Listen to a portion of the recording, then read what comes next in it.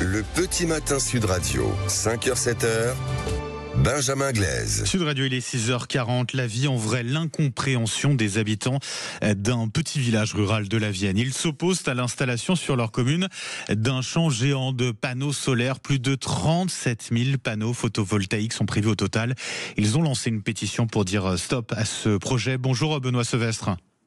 Bonjour à tout le monde. Soyez le bienvenu sur Sud Radio. Vous habitez dans ce village de Luchat, une petite commune de moins de 300 habitants qui est située dans le sud du département de la Vienne. Expliquez-nous pourquoi vous avez décidé de vous battre contre ce projet. Pourquoi est-ce qu'il vous met en colère ? Eh bien, nous, effectivement, on vit dans ce petit village charmant et bucolique du sud de la Vienne. Et aujourd'hui, on ne comprend pas pourquoi un projet d'une telle envergure, puisqu'on parle de 37 584 panneaux, pour être précis, sur 28 hectares de terrain, vont venir être installés, sachant qu'au jour d'aujourd'hui, les raisons invoquées pour ce projet sont parfaitement discutables. C'est-à-dire, quelles sont ces raisons qu'on vous balance pour justifier ce projet ? Au jour d'aujourd'hui, on parle de production d'énergie renouvelable, alors on en est parfaitement conscient, mais on est un village assez isolé, dans un département qui produit déjà 20 fois sa consommation, qui a d'ores et déjà atteint les objectifs d'énergie renouvelable de 2040. Donc on pense qu'il serait plus judicieux d'installer ce genre de projet plus proche des gros lieux de consommation, comme Bordeaux, comme Toulouse par exemple, qui limiterait grandement les frais. Vous ne pensez pas que ça pourrait vous profiter, je sais pas, avec peut-être des prix d'énergie préférentiels dans ce cas-là, non ?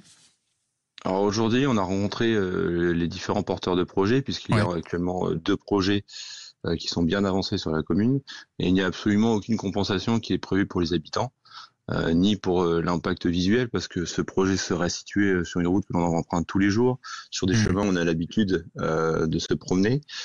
Il n'y a aucune compensation prévue à ce niveau-là. Et non plus pour la perte, la moins-value sur la valeur de nos biens immobiliers qui seront forcément impactés. Vous avez déjà estimé justement cet impact sur la valeur de vos biens immobiliers ? C'est une inquiétude en tout cas ? Oui, bien sûr, c'est un impact d'à peu près 10 à 20%. Pour l'instant, c'est l'estimation qu'on a eue d'agence immobilière locale.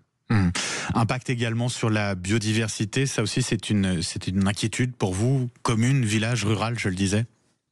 Oui, aujourd'hui il y a beaucoup d'études qui ont été faites autour des panneaux photovoltaïques, et notamment sur les études l'impact sur la biodiversité. Les parcelles seront clôturées avec des très grandes barrières, de très grands grillages qui pourra gêner le passage de certains animaux. On a aussi un impact sur les animaux du fait de l'éblouissement des panneaux, de la réverbération, de la chaleur qui est provoquée. Et ces impacts sont encore très mal étudiés aujourd'hui. Ce sont tous des projets qui sont très jeunes, surtout les projets comme ceux-là. Et donc on n'a pas encore de recul nécessaire. Qu'en pense Monsieur le maire ? Il est favorable à l'installation de ces panneaux photovoltaïques ou pas ? Alors en fait, aujourd'hui, le conseil municipal de la commune est assez mitigé, mais il faut savoir aussi que de toute façon, ils n'ont aucun pouvoir décisionnel. La seule chose qu'ils peuvent faire, c'est donner leur avis. Comme nous, d'ailleurs, nous allons pouvoir le faire pendant l'enquête. La mairie a seulement un avis consultatif. Exactement. Ils n'ont aucun pouvoir décisionnel sur ce genre de projet. Et vous allez être consulté ? On va l'être au moment de l'enquête publique qui devrait avoir lieu fin d'année, début d'année prochaine, où en tant qu'habitant du village et des communes aux alentours, on va pouvoir donner notre avis. Mais encore une fois, le rapport rendu par l'enquêteur sera purement simplement pour donner son avis, n'aura pas d'impact sur la décision qui reviendra entièrement au préfet. Le préfet n'a pas encore donné son avis. C'est là-dessus que vous avez un espoir finalement pour empêcher l'installation de ces 37 000 et quelques panneaux photovoltaïques sur votre commune ? Oui, nous on espère que le projet n'aboutira pas du fait des différents impacts et des différents points négatifs que nous on va devoir subir à ce niveau-là. Et il serait bon aussi qu'une loi ou quiconque décret vienne un peu encadrer l'installation de ce genre de parc. Aujourd'hui, c'est un parc de 30 hectares. On essaie déjà que sur la commune, il y a des projets bien plus grands qui vont se monter. Je prends l'exemple de communes voisines où au début, c'était sur des projets éoliens. Ils ont eu 2 éoliennes, puis 5, puis 8. Et ils devraient peut-être bientôt passer à 11, à moins que la mobilisation des habitants ne soit suffisante pour faire reculer ça. Aujourd'hui, on n'a pas de garde-fou pour empêcher l'expansion de ce genre de projet. C'est vrai que ça paraît complètement fou, hein. Plus de 37 000 panneaux solaires sur une commune de quoi, 250, 260 habitants, ça paraît assez fou, quoi.